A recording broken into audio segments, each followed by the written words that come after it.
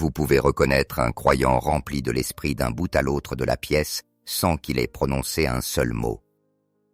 Il y a simplement quelque chose de différent dans sa vie, dans sa posture, dans sa présence, qui rayonne du surnaturel. Ils ont développé des habitudes quotidiennes qui les maintiennent connectés à la source de puissance du ciel. La plupart des chrétiens prient une fois pour être remplis de l'esprit, mais ceux qui sont véritablement remplis ont découvert le secret pour rester remplis chaque jour. Les religieux ont des habitudes liées à l'Église, mais les croyants remplis de l'esprit ont des habitudes de vie qui transforment des journées ordinaires en journées surnaturelles. Ils ont compris qu'être remplis de l'esprit n'est pas un événement unique, mais un style de vie quotidien qui demande des pratiques, des attitudes et des priorités précises. La toute première habitude de ces croyants est leur engagement constant à la dévotion matinale avec Dieu. Les croyants remplis de l'esprit ne touchent jamais à leur téléphone le matin avant d'avoir passé un temps de qualité avec Dieu. Ils ont appris que la manière dont ils commencent leur journée détermine comment ils vivront le reste de celle-ci. Ils privilégient la communion avec Dieu avant toute communication avec qui que ce soit. Peu importe l'urgence de la situation, ils placent toujours la prière avant les problèmes et l'adoration avant le travail. Leur routine matinale ne consiste pas seulement à commencer la journée, mais à établir une atmosphère spirituelle pour tout ce qui va suivre. Dans Marc 1,35, nous voyons l'exemple de Jésus. Le matin, longtemps avant le jour, il se leva, sortit et s'en alla dans un lieu désert où il pria. Le mot grec pour matin est proi, qui se réfère à la 4e veille de la nuit, entre 3h et 6h. Jésus a donné priorité à la communion avec le Père avant que sa journée ne soit remplie par les exigences du ministère. Cette habitude n'a rien d'une obligation légaliste. Il s'agit de créer un espace pour que le Saint-Esprit vous remplisse, vous guide et vous prépare à ce qui vient. Les croyants remplis de l'Esprit comprennent qu'ils ont besoin de carburant spirituel pour leurs décisions quotidiennes. C'est pourquoi Jésus a dit « Donne-nous aujourd'hui notre pain quotidien ». Ce que vous faites durant la première heure de votre journée détermine ce que l'Esprit fera à travers vous pour le reste du jour.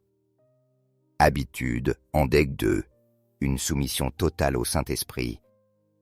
Ces croyants ont développé une sensibilité à ces impulsions et la discipline d'obéir immédiatement lorsqu'ils parlent. Ils ne négocient pas, ne discutent pas la voix de Dieu. Ils demandent rarement « pourquoi ». Quand l'Esprit dit « avance », ils avancent. Quand il dit « arrête », ils s'arrêtent. Quand il dit « parle », ils parlent. Dans Actes 16, 6, 10, nous voyons Paul et son équipe dirigés par l'Esprit, parfois empêchés d'aller dans certaines directions, parfois appelés dans des lieux précis. Leur efficacité dépendait directement de leur sensibilité et de leur obéissance. Ils ont appris que les interruptions de Dieu sont souvent ses plus grandes invitations, et que ces redirections sont généralement sa protection ou sa préparation. Habitude en DEG 3, la méditation des Écritures. Ces croyants ne se contentent pas de lire la Bible. Ils méditent jusqu'à ce que la parole devienne vivante dans leur cœur et leur esprit. Ils digèrent la révélation spirituelle qui transforme leurs pensées, leur langage et leur vie. La parole devient leur nourriture mentale et spirituelle. Dieu dit à Josué, Josué 1,8, que ce livre de la loi ne s'éloigne point de ta bouche. Médite le jour et nuit. Le mot hébreu aga signifie murmurer, répéter, réfléchir profondément. Ces croyants portent la parole dans leur cœur toute la journée, et l'Esprit la leur rappelle lorsqu'ils ont besoin de force, de réconfort ou de direction. Habitude en DEG 4, une prière continue. Ils ne prient pas seulement à des heures fixes. Ils vivent dans un état de conversation permanente avec Dieu. Comme Paul l'ordonne dans 1 Thessaloniciens 5, 17, « Priez sans cesse ». Cela ne veut pas dire être constamment à genoux, mais garder une ligne de communication ouverte avec le ciel.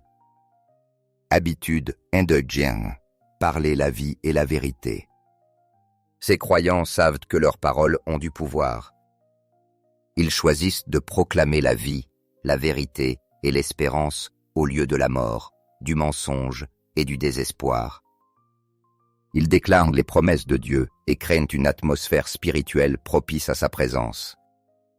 Habitude indulgente, marcher dans l'amour et le pardon. Ils pardonnent rapidement, relâchent les offenses et choisissent l'amour, même face à la haine. Ils savent que l'amertume et l'inimitié attristent le Saint-Esprit. Éphésiens 4:30. Garder rancune, c'est boire du poison en espérant que l'autre en mourra. Habitude indulgente. Chercher la direction de Dieu dans chaque décision, plutôt que de s'appuyer sur la logique ou les émotions. Ils demandent au Saint-Esprit de les guider dans chaque choix, grand ou petit. Travail, relations, finances, emploi du temps. Cela transforme la prise de décision en un dialogue paisible avec Dieu. Habitude indulgente, le jeûne et la discipline spirituelle. Ils comprennent que la sensibilité spirituelle demande une discipline régulière. Le jeûne augmente leur autorité spirituelle dans la prière et le ministère.